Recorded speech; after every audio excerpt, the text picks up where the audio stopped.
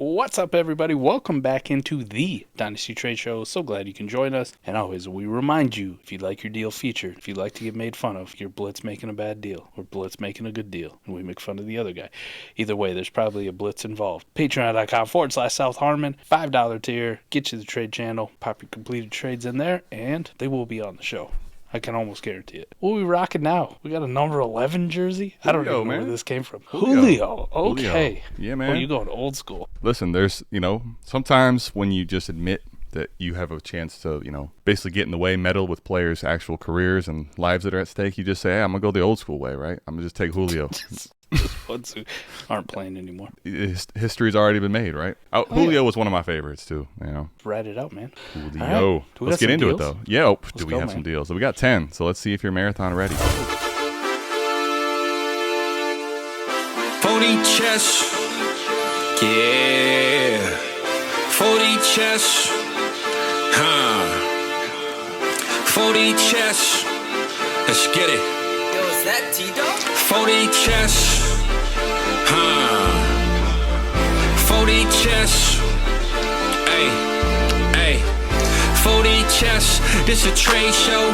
Patreon where the trades go. Tap in and watch. That's what you came for. Ain't gotta say my name. They know my name, bro. What's good, man? We got McNutted in ATM. Always start off the show with a trade from them. You should always make sure that your trade is in. Patreon, why not be a Patreon? Know you wish you could spend every day with them. Tap in and say what you gon' say with them. South Harmon can fill up a stadium. Next time you log in, make sure that you bring a friend. We about to kick off, let the day begin. Go follow the socials. 40 Chess FF is posted. If your trade is an F, you get roasted. Go like and subscribe for the crew. Apple, Spotify, and the YouTube. You know Cooper got the warp too. Let us give you a walkthrough. 40 Chess. This is 40 Chess.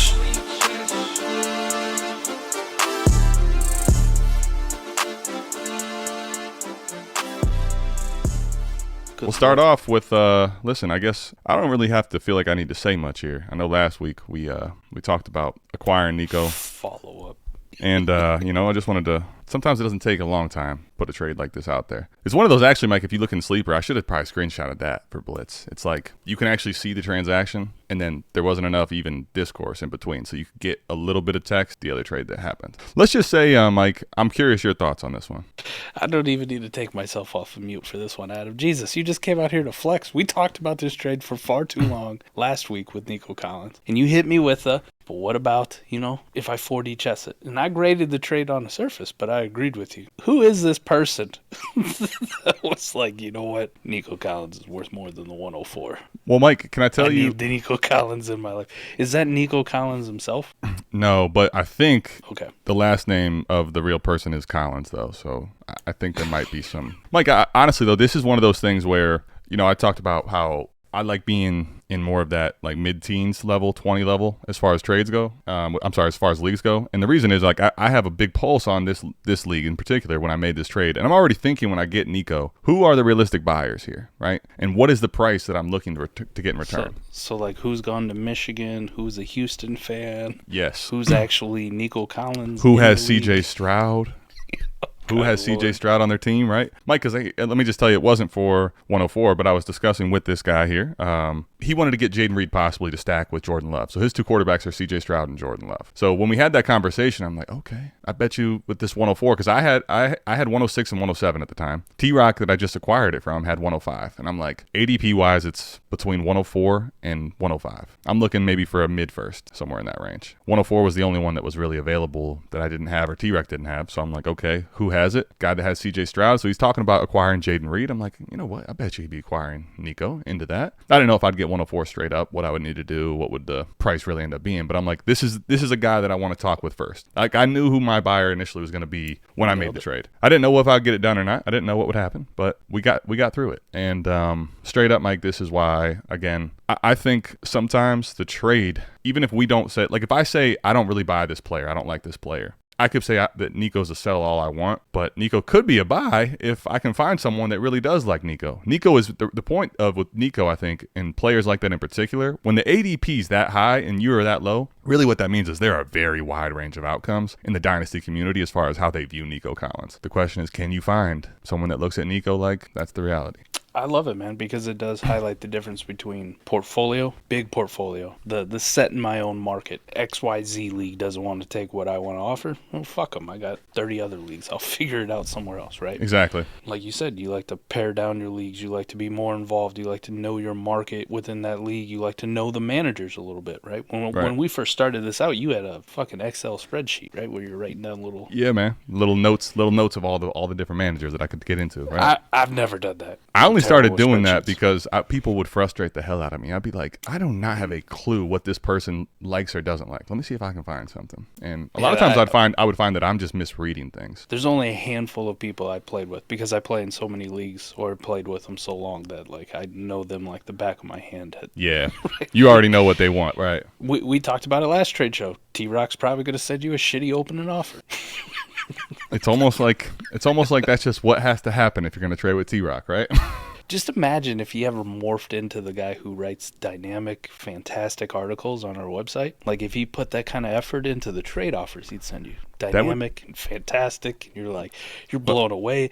Yeah. You open up your sleeper app and you see a trade from T-Rock and you almost cry. You're like, oh, this is beautiful. Like, it's balanced. He already kind of got to my counter. Like it's already there. Like we already went through this is probably what I'm going to offer him first. This is what he's going to come back with. Here's my counter, and he just sent that to you, right? That'd be what it would be like. I mean, Mike, I'm curious. Do you think he's mad? Well, no, I was going to say, Mike, I wish that I could put in here the comments because I felt bad after the trade for Emperor because T-Rock was acting like such a toddler in the chats that like I think Emperor felt like I just got completely destroyed, and like I think his whole mind was shattered because T-Rock was just a little bit hurt that I played the 4D side of him, and then he got really let me say this, he got personal for a second, right? T-Rock some comments were, this is the whole reason BDG had to start a Dynasty channel for Emperor. He didn't understand like Dynasty. He needs someone to help him like that. T-Rock, come on. Yeah, and then he was Adam, honestly, I'm happy for you more than anything. Ever since that Senate trade, your team's been kind of a disaster. You needed something like this. I told him that was really sweet of him. You know, he was in his feels for a little bit. So, Mike, come on, T-Rock, you represent the brand. Mike, I'll tell you right now, what I enjoy most about this trade, though, just the fact that I get to kind of really bury T-Rock, like let it be known that there's other things involved than just what you think of a specific player, and it was fun to see. You know, it was fun to see. One of those you don't have to say much. You just let him kind of rant and go off. This league seems like a trip, man. It is establishing the alpha. It is, yeah. So let's just keep it going. This is easy dub though. I'm curious what you think here though, because this is my question. On the surface, I think that the way you and I think of things, the way a lot of dynasty managers think of things, they might view the 104 as pretty clearly better, right? Here's my question to you. If this ends up and you select, let's say, Neighbors or whatever the wide receiver 2 is in this class. Don't care who it is. Be the wide receiver 3. Sure. My point is that if you do that, realistically, what are the odds that person either scores more points or still trades for more than Nico does come?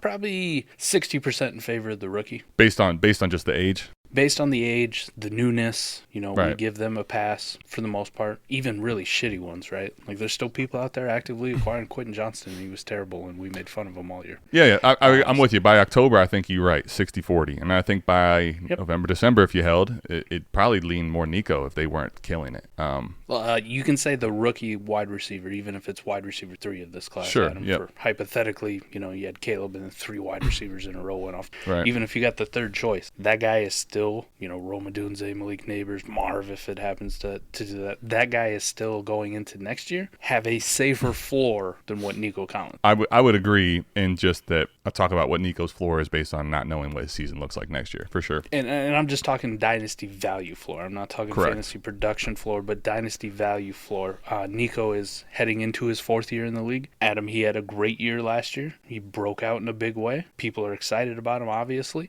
But just follow me. Suffers a bad injury this year or terrible, heaven forbid, it's terrible play, right? Terrible play. He goes out and he catches 50 for 800 yards and 3 touchdowns. Tank Dell is clearly the number 1, or if they bring somebody else in or draft somebody, they emerge. That 4th year guy is going straight to the shitter. Sure. Like, okay, we're done. We're done. We just saw you. You had one good year in the third year. We can obviously say that was probably a fluke. Your fourth year, you were terrible. You were ass. Down the drain you go. If the rookie struggles, unless it's like Quentin Johnston, like level struggling and people hate him, they're already coming in a much better spot than what QJ did by the community. They're not going to go down as far. Like, their floor is safer. They're a little bit more insulated. In the end, even wide receiver 3 of this class. Heaven forbid you're going to get wide receiver 2 at worst.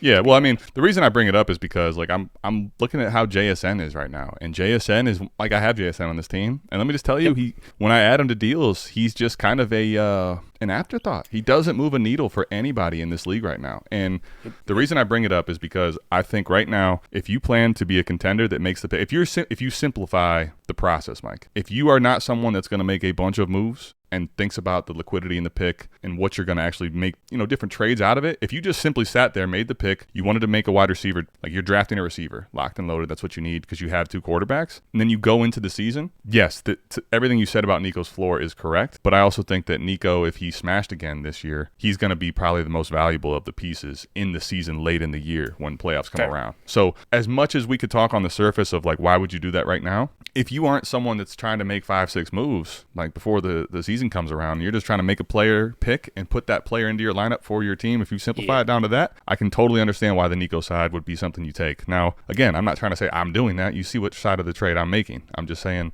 I think that I'm starting to see certain patterns for certain people, the way they play and manage their team. So that's kind of what I'm thinking. Hypothetically speaking, I don't know if my deal from this week got in. It was last minute. It's on here. Good. Yeah, it's on here. Perfect. We got one more to get to before we get to that. Yeah. All right, we'll talk about it. Let's do this.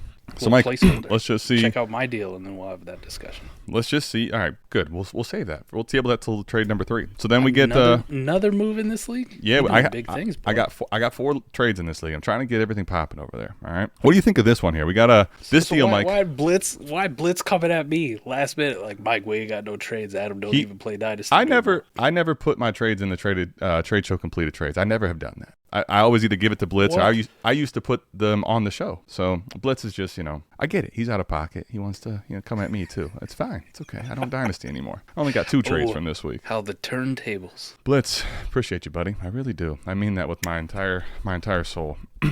Mike, so here's a trade that we're actually doing in person in the office. Tony's like, what Andrews plus what equals LaPorta? I was willing to do it, but like all the pieces that he really wanted to give me, or they didn't move the needle enough for me to say, yeah, I'll take that. I'm all about tearing down LaPorta down to Andrews, right? No problem there. This is how we got to this deal because there was no single piece, and then he wants to throw Gibbs in, and then it's all these different picks go back and forth. This is how we get to this monstrosity. So let's go over the deal as a whole. Same league, fade the fetal, which is 12-team superflex PPR lineup start 10, half-point running back, full-point receiver, 1.5 tight end. Okay, so it's Sam LaPorta. The 202, the 107, and the 406 are going to Tony. I am receiving Mark Andrews, Jahmyr Gibbs, 208, and the 308. What side do you want? Tony, a hard bargain here. It was a hard bargain. So if I break it down, right, the old school, we'll cancel stuff out. Shout out to Nick over at BDG. Fractions. Speaking of fade the fetal. Let's go. We'll do some fractions, man. I'm a big Sam LaPorta guy, and for a lot of people, he's Dynasty tight end 1, rightfully so. I can get behind that. But even if in a perfect world I wrap my head around like Sam LaPorta, Mark Andrews close enough, I don't think Mark is going to reflect it. But if you were to cancel those out, just to make it easy, the 107 and the 202 for Gibbs and the 208. That's the part of the deal that it really came down to for me, Mike, honestly. It did. You're a big Gibbs fan now. Like, you've been on this roller coaster of Gibbs all over the place. Yep. It feels like since draft day, right? We're on the draft stream, and I'm talking about, man, everybody should take Gibbs at 103, and you gave me a little pushback, and that's fine. My only biggest pushback was basically that, like, I didn't want to put Stroud behind Gibbs. But, yeah, I get you. Which you were right in that. And then it went to, like, selling Jahmyr for... Yeah, that was the all-time low at a moment. Like, what are we doing here? So the panic got a little bit crazy. And then, like, late season, you're talking about how, like, he could be RB1. Yeah, he's in the same tier, exactly. Now you're back again, man. Well, this was the part. This was the interesting part. This piece of the deal, Mike, for me with Gibbs wasn't something I really was interested in doing. And normally, I'm not looking to buy running backs this time of year. So the conversation of tearing down at tight end, which I was obviously all for. You know how we view the A-Warp tight end life. Then all of a sudden buying running back was like, okay. Mike, because here was basically the crux of it. I would take Gibbs over the 107 even right now, knowing that he's a running back. The difference from the 202 to the 208, though, Mike, feels a lot bigger than what the pick numbers reflect. Like, that 202 feels a lot more like a late first, and that 208 feels a lot more like a late second. So there's two things working against it, right? Obviously, from what I've seen so far, this league is pretty active, and they do value picks. You got enough people in there like T-Rock, et cetera, yourself, right, where rookie picks have value. They're a good commodity. Sure. Rookie Warp is going to tell you exactly what you just said, though. The difference between 202 and 208 is, and the 202 itself, historically, for a Warp thing for the first 2 years of that rookie's career, if you're spot on with the 14th player, that dude's ass in the context of this league. Yeah. I mean, it's like the equivalent of QB 27 or 28. And how excited are you to have a bottom 4 starting quarterback in your super flex spot? Yeah, I mean, and Mike, here was the thing, right? The more and more, so after this comes immediately after that 104 trade. So I now at this point I got 104, 106, 107, and I have the 202, and I have another second. Starting to think about things, and I'm like, man, I don't. With Rookie Warp, what I'm starting to realize in spots like this where I want to contend, Mike, I don't want to make I don't want to select all those picks. I don't want to give myself that much draft selection, because what's going to happen? I'm going to need to get lucky to have all those 4 guys get into my lineup and like be a part of this team that matter. And I felt like while this wasn't initially what I wanted to do in the trade, I was willing to basically lock in Gibbs and come off of 107 and 202, get the 208, get another shot in the third, or just liquidity that I could maybe try to move around if I do want to trade up into the draft. I have four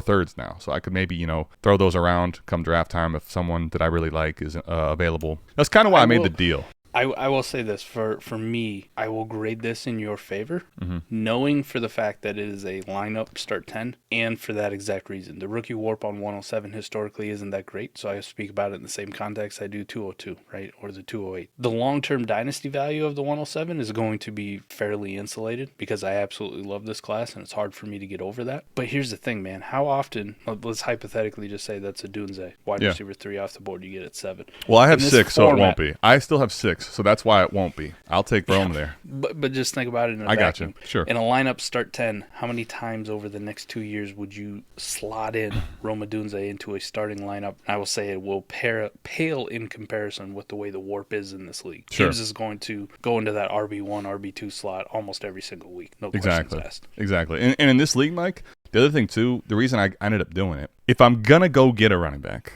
it's got to be probably one of these guys. Jahmyr, Bijan. Has to be, because if you trade this out with Jonathan Taylor or Saquon Barkley, I tell you there's no way in hell. I would never do it. Agreed. But my point is, Mike, at this point, what's funny is I messed this team all up because I went running back heavy when we did the startup. However, the running backs I have on my roster now are all, a pail of dumpster fire trash. Right. They're outside of Najee. So Gibbs at 1, Najee at 2, and then I'm just going to backfill any RBs on a 53. And I feel a lot better about what I'm starting to shape my team into as a contender. And I still have, after all the trades that I made, 102 and 104 now. So I'm feeling pretty good about things. I give you the slight edge on this one, but bravo to Tony too for putting your feet to the Mike, at that point, honestly, stuff back. I was trying to get rid of this 202 in this mix, right? So I was trying to make the 202 and 208 go away, and he was not coming off of it. So frankly, at that point, I had too much invested to just let the deal die, if that makes sense. I couldn't do it. That's right. Sometimes you got to go get your guy, right? Yeah. Sometimes Dynasty needs to be fun too. Exactly. So we made the trade. I think, Mike, as a whole, this kind of helped shape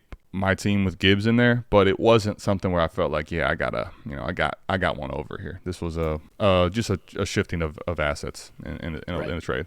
All right, let's get to you. What you got? Let's do it, man. Ooh, you and Koopa, too. All right. Desperation deal to make the trade show. Love this. Let's talk about it. Let's put the pressure on. 105. Quick to pounce. 105, 205, 405, 505. 12-team Superflex, Bestball, the Expo League. This is, for those of you who have seen trades from this league before, you'll remember this is the worst-case scenario for a quarterback horde. Adam, I think I've maybe dealt one quarterback over the last... Yeah, you had all them QBs, bro. Two full years. Held on to most of them. Have top picks because of that. Team has been ass every single year. Time to make some moves, though. And this is one of those things where Koopa striking at the right time. 2, also playing on my ability, for the 24 class. My love for top picks. And we're going to get risky, man, because I am sending away my first on a team that has been historically terrible. Okay. Plus 2 other teams in this league who, at any given moment, the parity in this league from year to year has been very, very close. Sure. Not a lot of moves happen, kind of been stagnant. Very who much. The best team are. It's a toss-up every year who's winning it. It just hasn't been a toss-up who the worst team in the league is. Yep. That's about the only certainty, Adam. But I think I really wanted to play on the parity. I wanted to play on the the love of this class and try to hit that home run, pair it with the other top pick that I have, and see if I can't walk out with two of the best players in this class, two difference makers to push this team over the top. 205 is a nice little fallback, but this is a steep price, and this is why I brought up your Nico trade, because you traded Nico for the 104. Now replace the 104 with the 105 and the 205, and then basically your price on Nico Collins is a first and 2 seconds. Nico or first and 2 seconds, easily the first and 2 seconds. Sure. No question about Fair. it. So I paid a hell of a steep price for the 105 versus what you ended up paying for the 104. Correct. Dirty. Well, listen, the asset is what it is. How you got there, I mean, I'm going to guess there's a lot of different ways people got to their 104 share. Some people probably got it, Mike, when someone thought they were sending away their late first in the 23 season. Got it for a steal, you look back, right? Some player that's barely even on the 8th round value in Dynasty startups, something like that. Right. Now, let me ask you, when you make this trade, I think the biggest thing to talk about is what's the vision now with this 105? Are you thinking selecting? Are you just using it as your piece to kind of help garner other deals? What's your future thought on as far as the trade goes now? Because this league has been so stagnant, just kind of the way it works out. Now, we do have some new blood in there. We had some people take over some orphan. We'll see if that gets a little bit of the party popping. I do.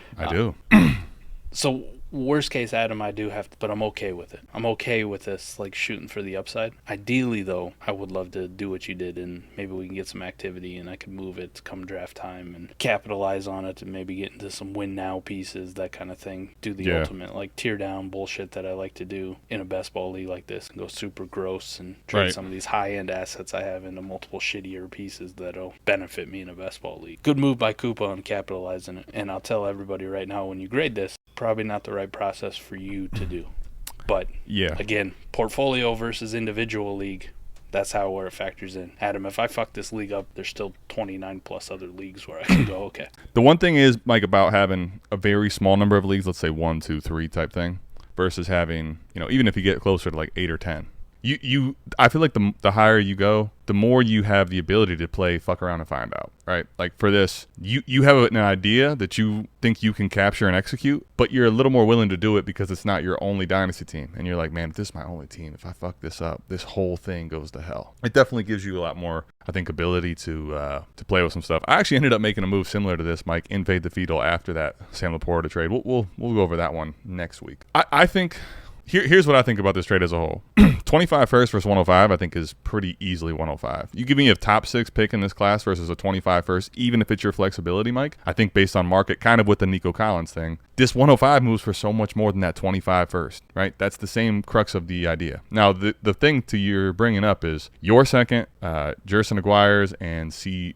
Jones. Let's go, man. C. Jones from the Matty Kiwoom podcast. Let's get it. Yeah. I think then again, Mike, with the 205 versus a regular second and 25, I want the 205. I think value-wise, this makes a lot of sense even in a best ball league. The question, though, becomes, right, one, what do you make these trades, what do you make these picks into? The 405 and 505 kind of just are nothing to me. I'm basically perfectly fine coming off of those 3 seconds to get the 105 and the 205, but I do think that obviously what you turn your team into, it very much hinges on what this looks like in a future grade. We can't really grade this trade without knowing if your team shits the bed or not. If you make this trade right now and you can capture a team that's in the playoffs and has a chance to go win it all, I still think you win. But if you end up screwing it up, Koopa obviously has the upside of, if you fuck this up, this up, I've got you by the balls. So that's where I think this trade kind of lies. So right now, the way that team stands, quarterbacks, Watson, A-Rich, Carr, Levis, 4 quarterbacks. 101 pick last year because I was terrible. Still ended up with A-Rich, though, too, Adam. I hit them both. Ooh, let's go. Zay Flowers. So you got a lot to do, huh?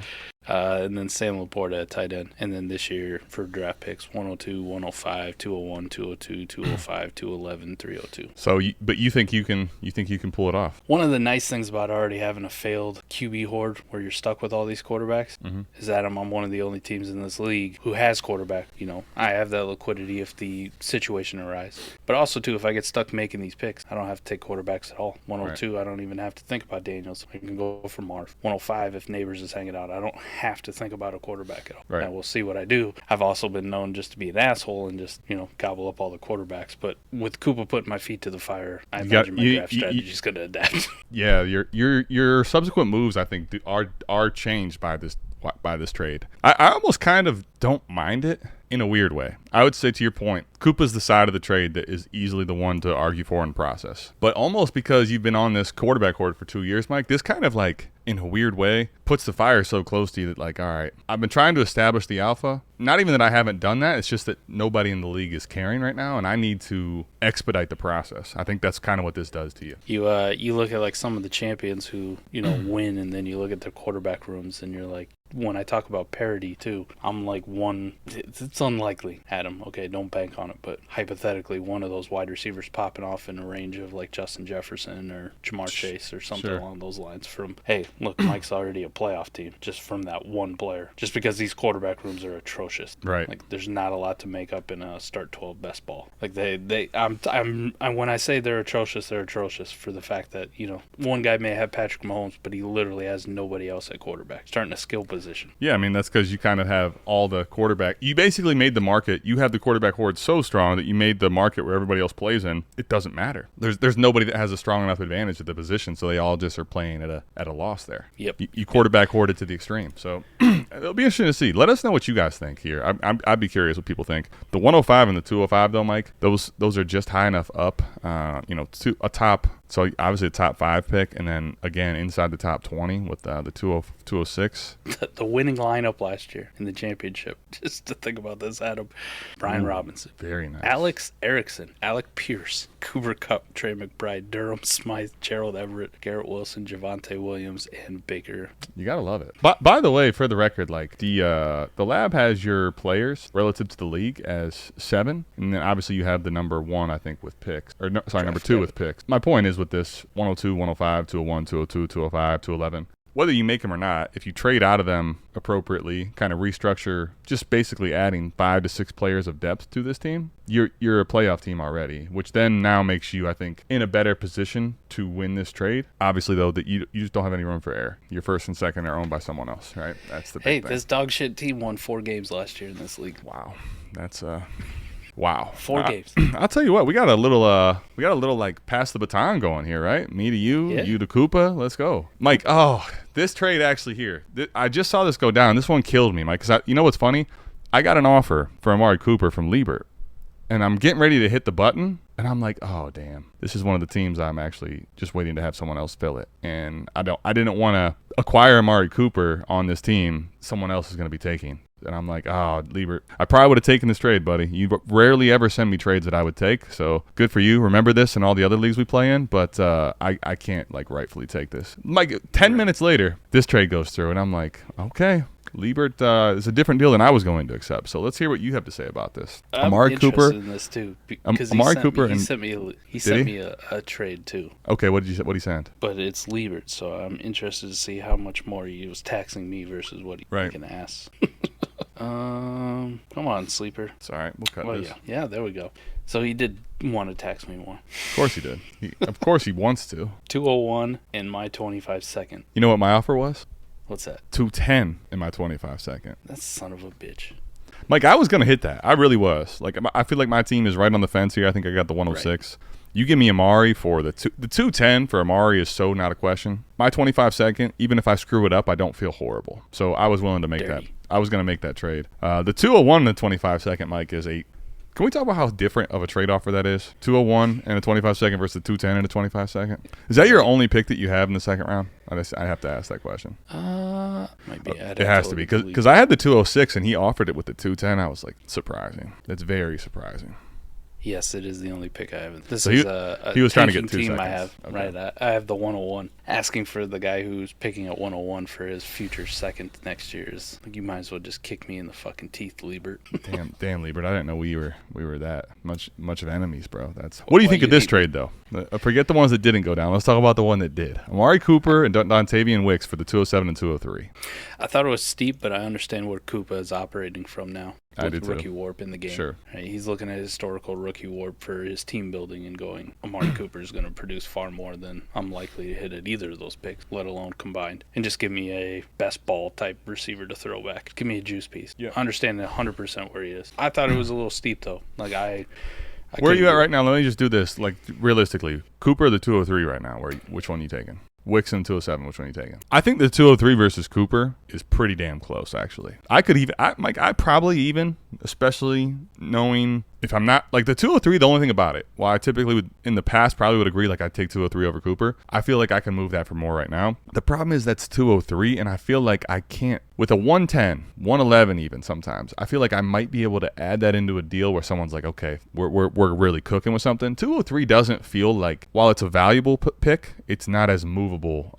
So I think I'd probably actually lean Cooper. Now, 207 over Wicks is not really, I mean, we're not even having much of a combo here, buddy. I think 207 over Wicks is pretty decently ahead. So I agree with the in principle where you're saying it's steep. I'll admit, though, in best ball, see, the thing about it in best ball, Mike, if I lean Cooper over the 203, say I lose Wicks to 207, like realistically in best ball, because I get two shots, like Wicks production versus what 207, let's say, was even kind of a hit, or you traded it for a better player than Wicks. Realistically, they probably offset, though. You know what I mean? Like in spike weeks and consistent weeks, what they mean to a team that starts 12 in best ball. That's one of the little edges I think that I'm starting to think about in best ball leagues is like, yes, 207 for sure over Wicks, but the only way that probably ends up helping Liebert out is if he now maneuvers 207 into a totally different stratosphere than where Wicks is at. Because Wicks probably, with most second-round receivers, what they mean to your best ball team, you're talking about nothing in the big scheme of things. Cooper has top 10 upside weekly. That's the big crux of this deal. Let it be a lesson to you, man. Koopa's on this trend. If you're in the league with Koopa.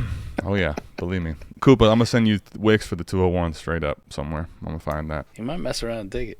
I probably don't have it, but I'm gonna go find out and see. We're gonna fuck around and find out. I think, Mike, if you're contending though, Cooper and Wicks is fine if you're giving up 2 seconds. I mean, I really do. It's probably steep. You could probably see if you could get a better return, but I don't honestly hate it. I think for Liebert though, it's also a nice move too. 201 and 106, Mike. Chill Will is acquiring 4. Come on, bro. TJ Hawkinson 209, Justin Fields in the 302. Lineup start 10. Big trust. I hope it was before the Justin Fields trade. Bro, what are we doing? There's this trade. This show is on Tuesday. You'll see it on the following Saturday. But Mike, when these trades were pulled by Blitz, today and yesterday, there's no way this trade was posted before. Like, you knew that there was a potential problem for Fields. Like, he may not have went to Pittsburgh, but you knew there was potential problems brewing in there when you made this trade at minimum. I don't understand it, brother. I really don't. Was it like a Raiders trade, a Patriots trade, a Broncos trade? There was maybe 2 to 3 teams. And we're hearing a lot of rumbling that they weren't really interested. Now, that's all rumors. Who knows? But, yeah, to your point. YouTube comments are going to hate this. I'm still in on them. They talk about, like, teams not wanting them. Listen, for fantasy, he's gold. Russ is decent enough. But the contract also tells you that they don't really give a fuck about him no matter how much they want to inflate his ego. If they really wanted to inflate his ego, they would have gave him, a Baker Mayfield deal. They didn't. They didn't even come close. That's fair. Baker is like, yeah, we go out to dinner. I'm good. Got you. It should tell you a lot, man. A mil, 1.8? 1.2, I thought. I mean, obviously, though, Mike, he's taking that because he basically, for the first time, was able to pick his team, gotten a bunch of money from Denver for this season. Mike, I actually, from the standpoint of the NFL and the Steelers, the only interesting part that was weird about it to me was more so, I don't know what was actually said, obviously. I have no clue. But it feels like Russ, when he signs that deal, is like, hey, I want to be here. Like, give me 1 year. We'll turn this around. It's kind of like a handshake agreement, like we got you. Within a week, hey man, you signed here for nothing, and we're not really going to honor the initial terms. We're bringing in the young buck to kind of really mess with things up here. So it just, from a locker room standpoint, I'd be interested because Russ does you get a lot of rumors of this insecurity about him, and then it's like now you got the young pup on his heels. It's by far and away the most competition he's ever had in a quarterback room, right? I was just telling my dad's a big Steelers fan. He was talking with me about this last night. You can say whatever you want about Fields. We talk about backup quarterbacks. You can't tell me anyone's better than Fields in the league. So yeah, of course it's easily Russ' best competition. It'd probably be anybody's best competition. you know? What next best was when he was a rookie and surprised everybody by taking over for, Matt Flynn? Yeah, Was he that took the up. dude? Matt Flynn got paid. Speaking of the contract, Mike, Matt Flynn got Off paid. of one game? That'd be the Fields corollary, right? Is Russell Wilson and Matt Flynn. There we go. Let's go, Justin.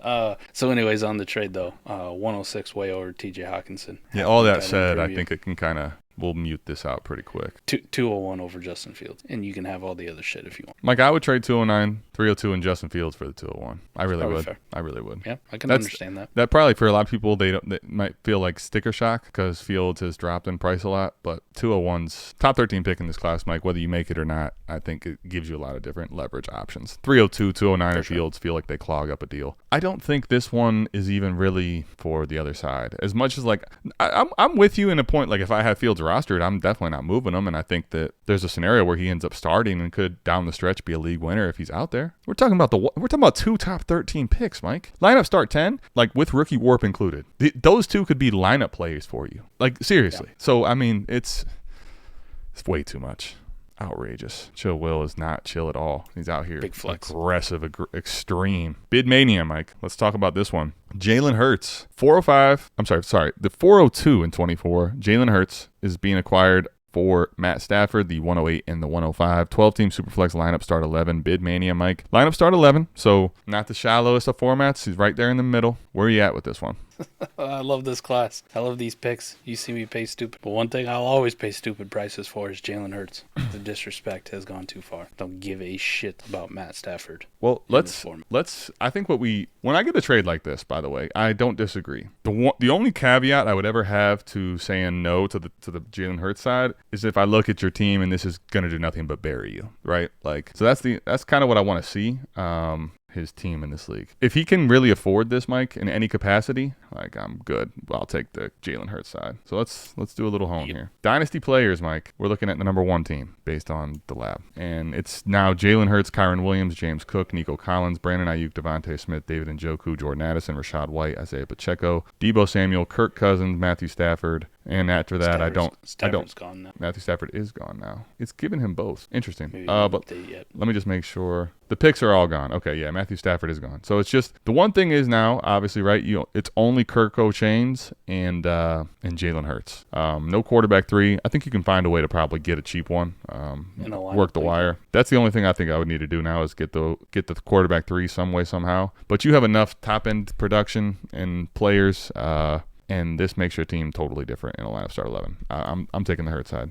I'm with you. I agree. That's the only caveat was if this team really couldn't afford it. And now why did we do this? Because you got to basically trade out of him. It's 2 firsts and maybe a second. Yeah, I mean it's probably it's those 2 firsts and like a mid-early-ish second probably in this class, right, for Stafford. So what the rosiest of outcomes in terms of startup value, right? Old school roots. Yeah, 105 is a 3. Late 3, a 6, a 7, and 108. Yep. And then So Stafford's say it's a 3, a 6, and a 9. 9. There you go. Yep. Top 103, what should be 4. in a lineup start 11 with good quarterback warp. Yeah, I think here's the lesson here, right? Sometimes, Mike, especially even in lineup start 11 leagues, like let me ask you this. Let's just go through the exercise instead of trying to give the analogy. What do the first have to be here? Matthew Stafford, 102 and 104. You're more in the ballpark now. I think that's kind of what I'm trying to get to is this in lineup leagues, and the more you shallow it out, the needle movement goes higher and higher to the pick side, right? In best ball start 13, it's a little more it's a little different conversation here, right? Like lineup start 11, I need these picks to come higher. I need that probably to be a 102, 104, 102, 103. And then I'd be thinking that's the only other way. Let me even ask you trade that 105 right now for a 101. Stafford, the 101 and 108. Which side do you still want? Yeah, that's tougher. So I would take the Hurts side, Mike, because what I'm telling you is I need both of these picks in the top 5. Yep. If that 108 is 101, 101, 105 in Stafford. Now you got exactly. There it is. Like I think in lineup leagues that are more shallow formatted, if you're coming to get my Jalen Hurts, I need a quarterback replacement and I need 2 firsts in the top 4 or 5. Then we're having a combo. Other than that, if you're coming lighter than that, you just pass. I think that was actually a good little exercise to help people out. Hey, look, let Mark Andrews us know. is back. Mark Andrews is still elite or no? I don't know if we ever answered the question. We had 2 trades that were wildly different. Let's find out with this one. Oh, wow. Mark Andrews, Breece Hall, 110 for Jalen Waddle, Drake London, 25 first. 404 is literally like, you talk about cancel it out. Just cancel it out with the nothing on the other side. It's just gone. Best ball now. Best ball start 11. Like, when I see 3 assets like this, the best ball conversation kind of doesn't apply as much, right? Right. It's 3 for 3. So we get more into just the format as far as scoring and the players and the picks. So which side do you want here? Andrews, Breece, 110, or Waddle, London, and the first and 5? I think I'm going to go with the wide receivers in the future first. Yeah. Just off of initial reaction, that's where my my brain kind of leans to. The only thing I do want to check out is the warp. I remember in this league, the tight end warp wasn't the greatest, but what's the running back warp like? I'm a big points. Yeah. If the only way that I would consider that this Breece Hall side is if you tell me that Breece could end up being like the 101 player in this league. Is it like does the running back line look that good? That's what kind of what I'm going to pull up. I'll pull it up here. It's a good conversation. All right. Yeah, so Mike, I got the warp up here. It is a lot stronger. If you take a look, right? The 101 of the 2.2 in warp, and that's tied at quarterback and running back. And this is over the multi-year. Just historically, when you look at it, the high-end running backs, so you call it the top 6, are all in that 1.3 range. And then I'll tell you the other thing that makes me wonder a little bit. It's a little closer when I look at this line because now all of a sudden, Mike, when I see a guy like Waddle and I see like where this 24 line is for wide receiver, like 18 to 24, it's like, it feels like a name. So now I'm like I'm having a lot. This is a lot more difficult to make a call on. I think it's very close now. The tight end line isn't great, though. That's the only problem I'm having with the Andrews side, too. And the CM Frank first isn't a pretty strong team. So that's a late 25? If I had to predict it. Then I'll tell you what, man. I think I'm taking Slemmo's side. It's on the later side, I think I'm taking Slemmo's side, man. Now, it's not a McNutted team, champion of the league. Sure, but it's in the Goon Squad type category. It's the guy who was the 1 seed, and in median only lost 2 games. Median scoring 26-2 across the regular season. I think Mike got gacked in the championship though by me. Get out of here. I think this is really close. I could make the case for either side. I think if you're going for it, you're shooting your shot. I can understand going to get Breece here. And in best ball, Mike, you want to have a certain number floor of running backs, and I think I could make an exception here for Breece. I really could. I really could make that exception. Not too terrible of a roster now, Slim. Still has some, he can probably lock that up. Still got the 104, now the 110, and the 112. 104 is going to be key for him because his quarterback room in Superflex right now is Aaron Rodgers. Which side do you want? If that first wasn't so bad, if I wasn't looking at it going like, oh, this isn't like one of those middling teams or, possibility of making the playoffs, but if some bad shit happened to them, like even if some bad shit happens to this team, still like the 108 or 109 next year, I think I'll take Andrews and Hall. Yeah, I'm with you. I will too. I think the problem for the deal for me that's making me want to lean that way is Waddle. I'm looking at, if I just look historically at Warp, Mike, where I think Waddle, I'll admit Waddle's a chance to go higher than this, okay? I'm not saying it's a lock, but a lot of times where I think Warp is pretty abysmal in this league. Yeah, and when I look at where Waddle I think realistically could finish, and I consider that versus what Andrews probably in the top 6 position finishes at, they're like the same thing. Basically the same dude. So the only difference really becomes now is Waddle. This is where, Mike, the way I play, I would have to say, okay, do I think that Waddle, can I find a buyer for Waddle? Can I find a buyer for Waddle at wide receiver 12 type prices? If I can do that, I'd be willing to take the London side. If I don't think so, I think I'm willing to take this pivot for Breece Hall. I think I'm willing to risk it. Risk it for the biscuit. And then I'd probably be looking to see what can this 110 do, even though it's a later first. Like, what can this? I love Drizzy too, but just with Warp in this league, right? Like Breece is almost a lock to finish above him. I mean, as far as meaningful goes, if Breece was 12 and London was 6, London maybe gets him by a half a point or like a half of Warp, right? But like overall, Breece has a better. To your point, Breece is going to likely finish. If they're both healthy and they both hit, Breece is going to probably hit at a higher degree to Warp than London will. It's a close deal. I'll admit, like it's a fair deal. I like the construction of it, and I can understand if you're M Cup, if you were trying to like rebuild, go into those receivers from Breece Hall, right? And Mark Andrews is going to probably hit at the same rate Jalen Waddle does as far as Warp goes. That's the thing, Mike. And the crazy part about this league that I'm looking at in historical Warp is if Mark Andrews hits a little more of that tight end 3 range, now all of a sudden he might end up being like a difference maker. And then you're trading late first essentially, but sure. One is this year with time and in a class that we really like versus a more uncertain, we don't really know what that's going to be. Exactly, and I'm not risking my flexibility here. Yeah, I'm in on first. I'm in on Slimbo's side. I will say if I'm rebuilding though, Mike, I would take the other side too. All right. Sharks and minnows, Mike. Two very different things. Paris Campbell and Justin Herbert versus Drake London in 104. Speaking of different things, one of these things is not like the other. Paris Campbell is, I don't even know how this happens. Like, how does he get in this deal? It's the minnow, I guess, of the Sharks.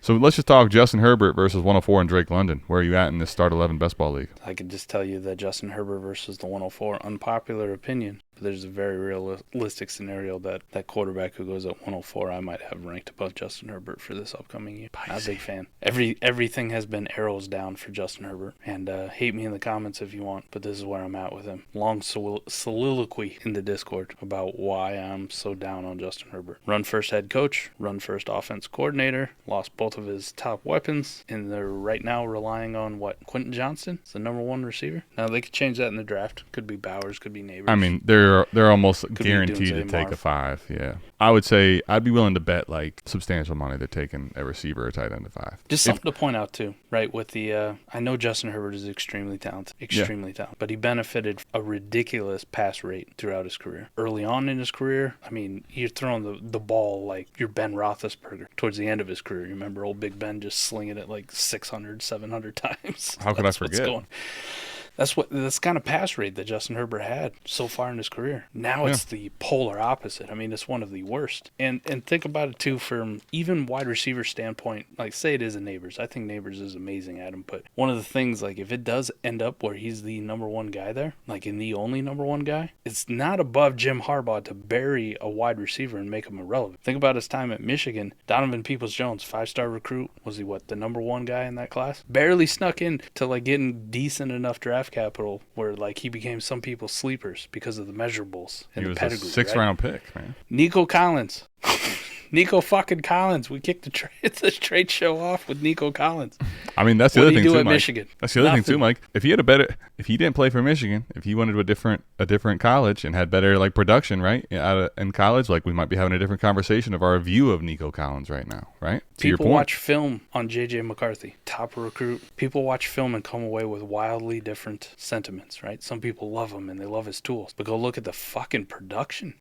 People say this all the time. Don't look at the counting stats. But at the end of the day, isn't fantasy just counting stats? Fuck what your ADOT is, what your conversion rate on third down is. At the end of the day, I want you to score fucking fantasy points, right? We use all those things to predict success or like measure similar players. But Adam, if there's a guy who only throws the ball, 300 times, 28, 29 times a game at the quarterback position because of the offense he is, you have to be ridiculously on the ground, in touchdown rate, all of that stuff to put up fantasy points at an equal level. All this is just telling me Justin Herbert fade should be really real, right? I should be capitalizing on this market sentiment. So when I grade the trade, Herbert or the 104, I'm not going to lie to you, Adam. I think they're even, if not me, slightly favoring the 104. And then the Drake London for Paris Campbell thing's a fucking joke.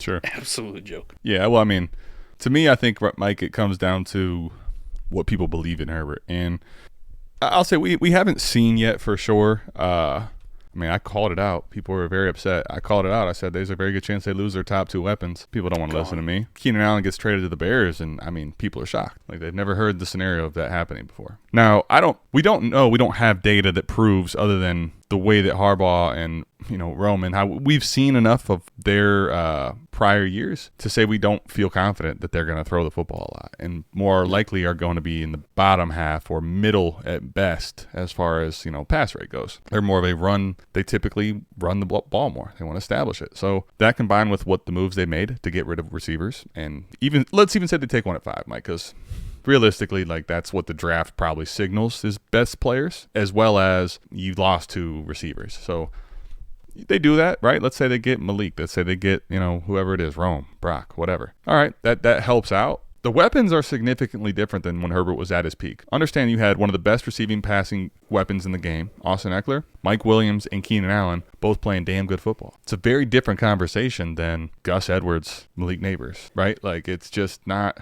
The weapons are wildly different, and then the scheme, we'll see. This comes down to, Mike, I guess, basically, what do you believe also in the quarterback you're going to get at the 104? If you're reliant on getting a quarterback here, you pick up Drake London, big dub, but Drake London, let's say, and what if it's Drake's? Drake May and Drake London. Drake London and Jaden Daniels. Sign me up. What if it was J.J. McCarthy and Drake London? Still all aboard. So I think the scenario for us is that basically we feel Herbert's overvalued, and in a best ball league, 2-for-1 with a guy as good as Drake London, we'll take the 2-for-1 here. Because we're not going to count Paris Campbell as anything. Chill Will's out here. Anything but chill, apparently, right now, by the way. Nah. It's just... Sharks and minnows. All right, Startup Dynasty League, Mike. Total Chaos is getting Justin Jefferson for a chaotic 105 and 112. Lineup start 11, Mike. Yeah. My man, what are we doing? This is the trade show of holy hells. Mike, you know what this feels like? We had a couple deals in there. This feels like the trade show. This feels like the ghost of trade shows past. Like, there was moons ago, you and I'd be like, oh man, this is crazy. I can go get, two really good players for Justin Jefferson. Those days are long gone, buddy. Pass. This is way light. Let me ask you this. Would you take 101 and 112? Yeah, you can make a case there because Superflex League. Right. You can make a case. Quarterback value. But Some I mean, people still hate it. Still wouldn't be enough for him, though. I'm with you. But that's the thing. Like, if at 101, let's say your pick was Marv. Now it's Marv and 112 versus Jefferson. That 112 up in the air. Like, I'd just rather take Jefferson. For sure. If you really needed a quarterback, this gave you, let's say, your picks. Let's assume Caleb and 112. Depending on warp there, I could understand it. But, Mike, this is not the 101. This is not the 102. This is not the 103. And this is not even the 104. This is, for some people, Mike, that's not even Nico Collins. For some people, it's not. I mean, but seriously, though, 105 and 112 is crazy light, dude. There's no... Stop. That's Justin Jefferson by a country mile. I don't care who the quarterback is. All right, Oasis of Degenerates. Let's end off on, let's see what this one looks like. Matty Boy 34 and Jason Aguirre. Deontay Johnson, Amon-Ra St. Brown in the 306, Mike. A-Rich, Calvin Ridley in 405. So let's just do this. And the cancel cards method. I mean, A-Rich and Amon-Ra St. Brown are about as canceled get, but it's like 111 and 201. Deontay and Ridley now. Where you at? I love Diontae, though. You could cancel those guys out if you want. I was going to say they're close. I don't even know who I want more. I think it's pretty damn close. If you wanted either one, I probably wouldn't fight you. That part doesn't matter to me, really. Amon-Ra is really awesome, but it's A-Rich every day of the week for me. Yeah, I think the only scenario, Mike, here where I would be moving off of the A-Rich side is if I had the QBs to do so. Like, if I had 4 QBs or some shit, 3 QBs even, the really legit ones, I'll go ahead and get Amon-Ra for A-Rich there. Outside of that, I want A-Rich. A-Rich is too valuable in this league. Plus his points, 2.2 points per carry, Mike. A-Rich could be a fucking monster in this league. So he has Mahomes, Stroud, and Love. Still after this trade? Yeah. Oh, dude, I'll take Amon-Ra here. For him, I will take Amon-Ra for what he has built, right? Like, I'm not saying in a vacuum that I would do this trade, but if you had those, you got Stroud, Mahomes, and Love. I mean, you still have a quarterback 3 that's you could break somebody off for. Or do you think, or if you're in that scenario, do you need to get more than this in return? I think it's hard to ask for more, though. Like, I just feel like right now, at least, based on what happened last year and based on where the current market settles in at, we're not in the land of breaking people's like souls anymore. It could end up being next year or 2 years that we get back to that. The wide receivers scoring versus the quarterback scoring last year, it just doesn't feel like, unless you're giving someone Josh Allen, maybe Patrick Mahomes, that you can really, like, basically the same startup pick back plus. The other thing too is you did get a 306 over 405 swap, which ultimately I don't care about that, but it's a little grease piece. We'll talk about it from Jason Aguirre's point of view. Where's he at? Let's see. What does he need? He had Joe Burrow and Watson at quarterback before this one. Now he's got Joe Burrow and Anthony Richardson. And he had a surplus of wide receivers, which is why he was comfortable trading away Amon-Ra. CD, Garrett Wilson, Chris Olave, T. Higgins, and now Calvin Ridley instead of Diontae. I think he might have found I think we found a good trade, Mike. I think we did. I think at the end of the day, though, always being the quarterback. You lean the A-Rich side still overall? I want the A-Rich side. So if you just look at this in a vacuum, it makes sense for the league. I'm with you between the two. But if I'm the guy holding A-Rich, even if it is a surplus, I'm still not just doing like 1-for-1s at positions of less value. I get it, they're very close. I'm just going to pull up. If I had to do tiers, right? If I had to do tiers of like startup picks overall at them, they're not in the same tier. Interesting. And Amon-Ra's dope. It's a tier break. So let me ask you this then. Would you put CD and A-Rich in the same tier? And then you have roster construction comes into play. Well, I guess that's where this trade, if it is not even for some people, I think that's what hinges it and why I wanted to bring it up, because I think overall the agreement would be the same from everybody, right? Like Amon-Ra is that next tier as far as a startup and picks go. The only thing that's interesting to me, Mike, about it is Amon-Ra St. Brown, just the only difference that he poses versus those other receivers, maybe than Justin Jefferson, is just market. The market is a little cooler on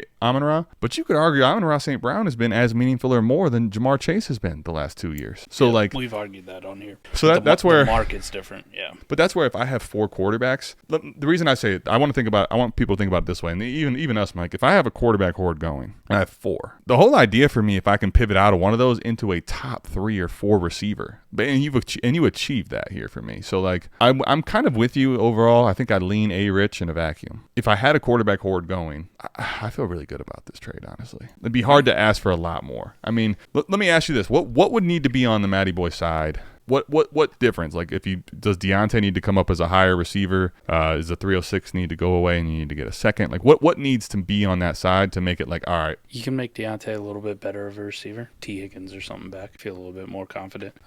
Tough to give up, though, if the other guy's got the stack. Oh, that's true. For now, right? But the thing that would make it for me where it's like, okay, 50-50 makes more sense for me is what you talked about with market. Amon-Ra is really good, man, and I will fight the good fight for him, but the market still doesn't swap out Amon-Ra for CD Lamb. Of course, yep. Then we're in business. Does he have CD? I could definitely argue that would be a fair ask too. I think overall, if this is like, you have those 4 quarterbacks and you need to get out Amon-Ra, I'd be pretty happy with. But I can agree that you had the right to ask for CD and see what that would take.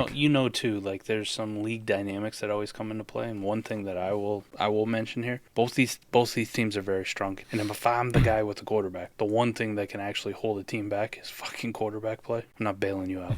Well, that's the other thing though. Last year, Mike, remember what happened? Now this is last year. We can't live in alternate realities, but remember who won last year? The fucking people that picked up Flaccos, and like last year was just the hodgepodge of shitters. I will say though, in multi-year warp, Mike, you look at this red line versus the blue line. Red line is the tits, but green. The running backs are actually crazy high in this one.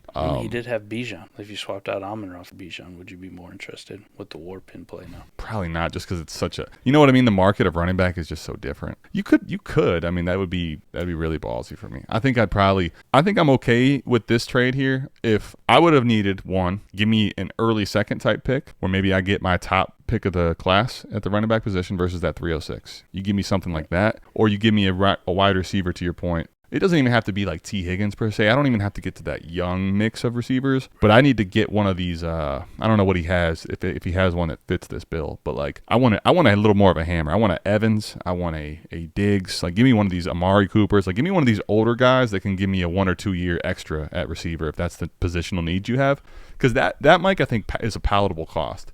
Some people are just ridiculous on CD, right?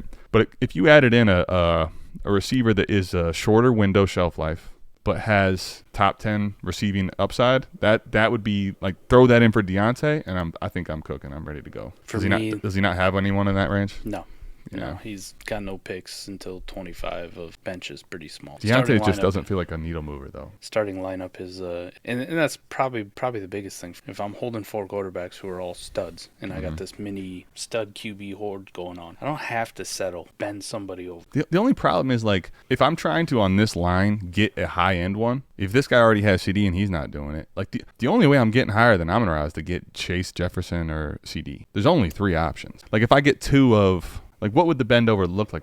I get 2 of... What about draft pick, man? You're going to get 3 stud wide receivers coming into play. That would be fine. If I'm talking, is there someone out there that has a Tyreek Hill in an early pick? Is there someone out there that has a Olave in an early pick? If I could do something like that instead, I would agree. I think overall, though, I get it. I'd understand the trade. What's that? The guy who has the 101 also has Justin Jefferson. So there you go, Mike. Like, if that guy's not playing ball, right? You got Marv out of the equation. The thing is, it's actually... While I like having the quarterback horde, Mike, the high-end wide receivers, there's a finite number. Like when we get, because once you get to Puka, the very next one, all of a sudden there's questions. Is Puka legit? Is Garrett Wilson going to get the quarterback play to really get up there? You know, A.J. Brown is getting, I think he's just devalued. A.J. Brown would have been a fine piece to pick up here for sure. I mean, how out of the realm of possibility is it for like the guy who has the 102 and the 107 for you to send A-Rich for both? That could work, yeah. But I guess that comes down to then now, would you rather have at 102, what's probably going to happen? Like, what if it's not Marv? Let's say it's Neighbors now, and let's say it's Neighbors and whatever 107 yields, Brock Bowers. Like, you know what I mean? I'd be probably still okay with that. Try to move Brock Bowers. I would take Brock Bowers much ahead of Diontae in 306, I'll tell you that. Yeah, there's probably other scenarios. That's my only pushback on it. I get you. I'm not saying it's egregious. Yeah. But I got to pick the way the league dynamics are. I don't want to help out Jason. You ride the Watson trade. I like Watson too, but we understand there's significant downside. Piss out of here. I'm not bailing you out. I can understand it with the dynamics of not wanting to give the guy with Amon-Ra a potential hammer quarterback. Not if we're competing against. You Makes want sense. him, come pay. I think I'm pretty fine with it as a whole, but I can understand arguing either side, frankly, here. I do think people are still a little scared with A-Rich coming off the shoulder injury too. I'm personally not, but I know there are people that are. So I could argue this side. I lean A-Rich there, but I think overall it's a pretty damn good deal. I will say though, if you were going to ask for something higher and he didn't have it, then it comes down to what can the other teams provide, and I don't know. Just hindsight 2020. Did you shop? One of the things I like to do if I'm not 100% sure, like that deal I made with Tony, like I was looking across, like who are other people that can give me a tier down at tight end, and what does that look like? Made a couple offers, and I'm like, all right, I can't find a better deal than this. So even though I don't love this deal, I'm gonna make it. Did you, if you're a Matty boy, did you shop out for the 102 and the 107? Did you see what the person with 101 and Jefferson can do? Like, did you test all the waters first? That's what I would. I'll give you another one, man. What do you got? 108 and that would be interesting. That would be you interesting. still get the wide receiver. You get the top tier elite producer. Doesn't have the dynasty value like Amon-Ra, obviously, because of the age, but still get another pick in this draft too. Shoot your shot on a Bowers or McCarthy or whatever's left of roll. the 8. Yep. Yeah, for sure. Brian Thomas, if you got really good draft capital and you're excited about him. Yeah, Mitchell, same kind of thing. That one would come down to people's ability to. I think you and I will be willing to go to Tyreek as a stud, even though the value of his age is not there. So, like, you have to be willing to get rid of the security of long term there. I would be willing to do that, though. I love having Tyreek for 2 more seasons. And that's a guy I'm sure at 108 would strongly consider it. Like, 'cause he's got Matt Stafford in his super flex. Fuck, Anthony Richardson. And Tyreek right now is one of the guys that it depends. People are different on how they view him, but right now he's one of those guys that at that 3rd round startup pick, it's like maybe I get off Tyreek. I'm worried about him long term. There's plenty of people that have that feel, so I get that one. What tweet? I saw today of Tyreek. I love Tyreek to death, man, but he's also kind of a character at times. Yeah, but somebody put out a meme that Tyreek impregnated more women than he dropped passes this past year. That a boy. It's like 3. Tyreek, man, don't go down the Antonio Cromartie route, man. Even he'd tell you, it gets expensive real fast. Might be too late for that, buddy. You don't want that baby mama drama. It might be too late for that. I think it is too late for that. I thought it was a good finishing deal. I thought there was, I'll say this, we spent a lot of time on that last deal, but there were deals for sure way worse than that last one. We finally got one to talk about. There was, we did. There was a couple good ones, but that one was about as split as you get, right? Like you could make cases for both sides. Yeah. I'm going back through here and I'm just looking. It's a little harder finding split sides here. These were a couple like I want that side. Actually, most of these. Once we got to that Fields and 106 trade, it was like easy pickings of the sides we want. There we go. A lot of more lopsided deals this go around. Sure. If you want your deals featured, if you don't have some crazy lopsided deal, if you got, one that you think Michael pick one side or the other, I'll pick one side or the other, drop it. We want to see it. Patreon.com/South Harmon. Yeah. $5 a month and you get into the tier with all kinds of perks in our Discord, but you ultimately get the ability to put your trades in the completed trades channel. Doesn't think that I ever make trades because I don't put mine in there. So outside of that, Dynasty. I don't dynasty. Anything you got, Mike, before we get out of here? No, just stay tuned to South Harmon in general. We got a lot of big, exciting things coming up. We've already dropped multi-year warp, rookie warp. There's more. Warp Tool is discounted right now, too. Go check that out. Yes, southharmonff.com. And some more shows coming, some more lifestyle stuff. Yep. We are getting closer and closer, to our big draft stream. So stay tuned for that. giveaways. We got a YouTube giveaway that we'll be doing, and then we also have stuff we'll be giving away on the draft stream. And Adam and I may have something for a affiliate deal. We'll get you a hell of a discount, but dude, there's a lot of awesome stuff part of this thing that I'm pretty excited about. So might bring some extra little bonuses to the shitheads, right? Yeah, I'm gonna guess that this blank space back here, this one right here, I always get that wrong. I like this that big fat hand is. You We're gonna fill that baby up. I think so too. I could see you being one of the next people that I do a stream with where you put a helmet on. Just gotta be careful because it's probably gonna be signed. I do got a Tyreek helmet back there. Speaking of Tyreek, Nick did that on the live stream we did, and he had this Falcons one with a visor on, a dark visor on, and you're just like, there's no way you can be reading anything right now. Craziness.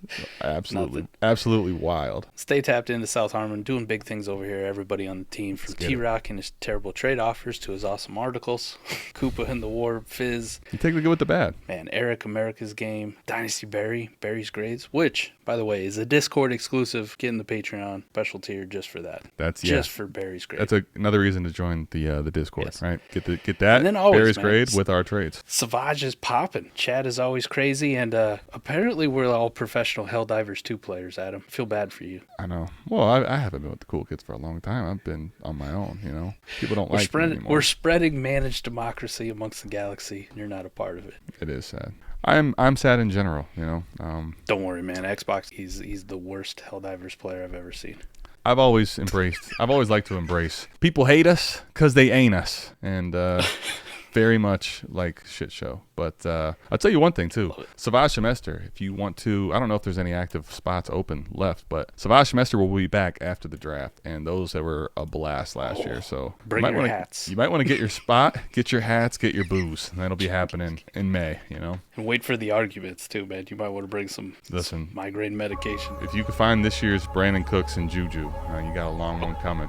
But with that being said, we'll see you back here, same time, same place, next Saturday morning on the Dynasty Trade Show. We're out of this thing. Peace.